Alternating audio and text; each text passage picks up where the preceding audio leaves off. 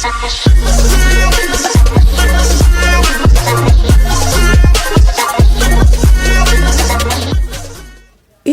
cerita bersambung Manusia Harimau dari Sumatera.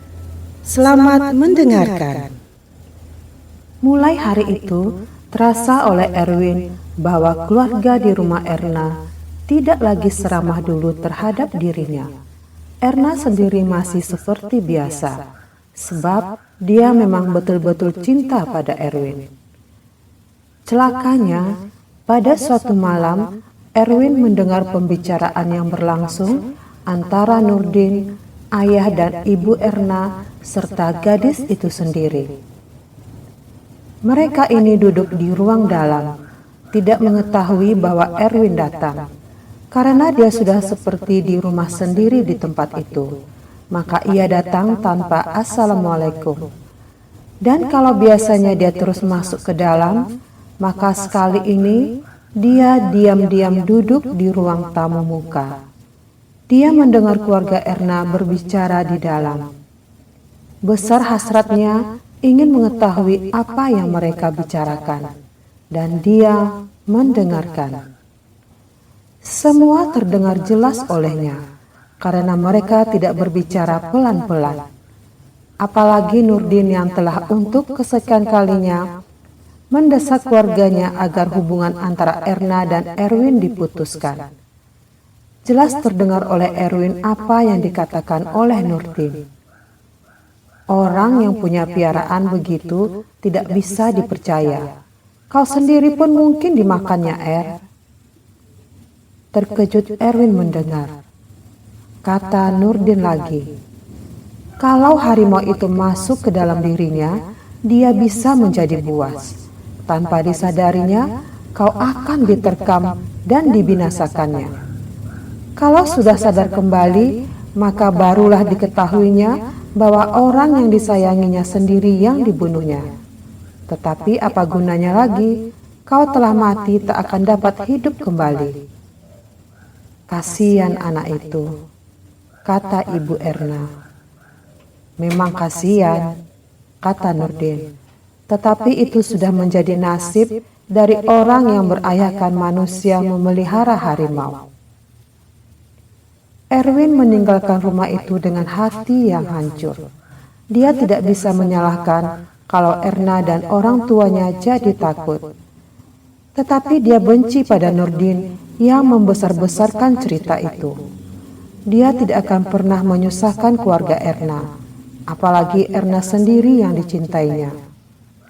Dia malah sedang mencari guru yang pandai bagaimana melepaskan itu dari dirinya. Guru itulah yang belum didapatnya, oleh karena sangat sedikit guru yang dapat melakukan itu. Ia harus punya ilmu dan kekuatan batin yang luar biasa. Di zaman sekarang, sudah susah sekali mencari orang yang demikian. Erna pun mulailah menjauhkan diri dengan berbagai cara yang cukup dimengerti oleh Erwin. Dan dia tidak bisa berkecil hati. Hanya rasa sedih yang tak tertahankan olehnya. Oleh kesedihan inilah, maka dendamnya jadi bangkit terhadap Nurdin. Dalam hal yang demikian, harimau piaraannya mengetahui, walaupun dia belum pernah memanggil warisan ayahnya itu. Tetapi pada suatu malam, harimau itu datang ketika ia hendak tidur.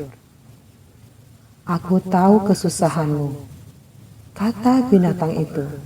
Dia berbentuk harimau penuh. Suaranya persis suara jalubuk ayah Erwin.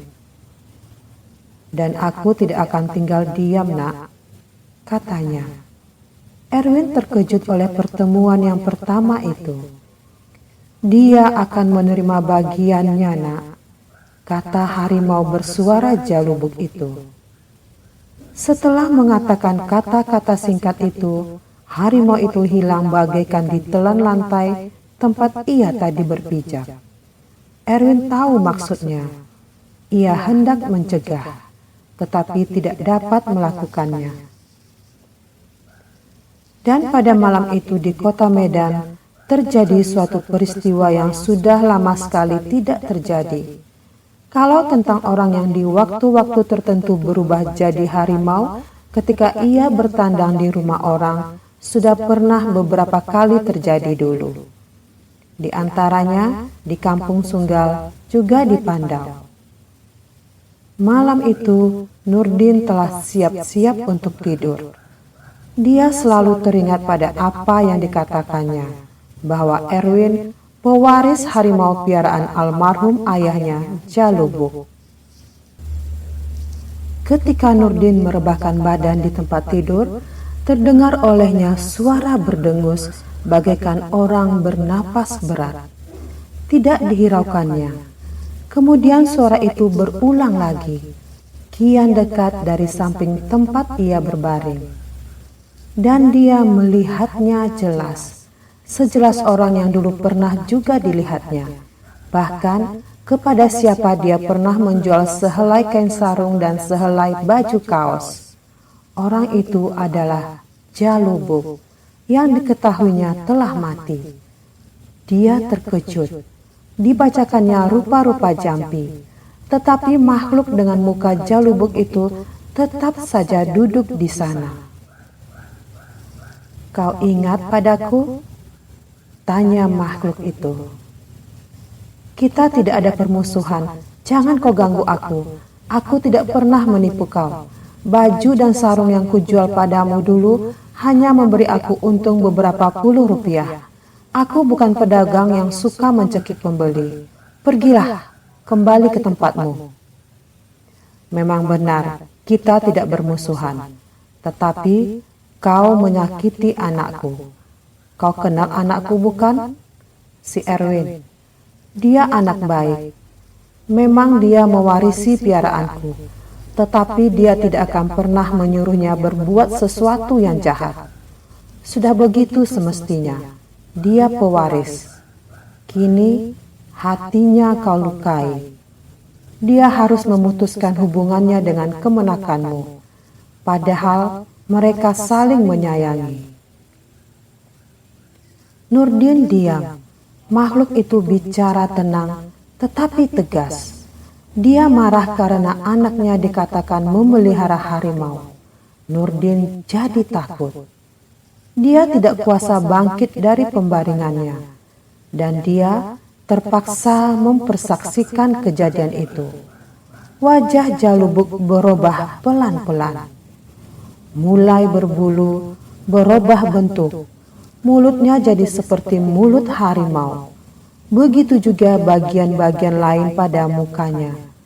Nurdin hendak menjerit, tetapi tidak kuasa. Dan perubahan makhluk hantu itu berjalan terus. Tubuhnya berubah menjadi badan harimau, besar dengan belang-belang yang menakutkan. Harimau itu tidak mengaum, tetapi dia bertindak, berdiri ke tepi rancang Nurdin.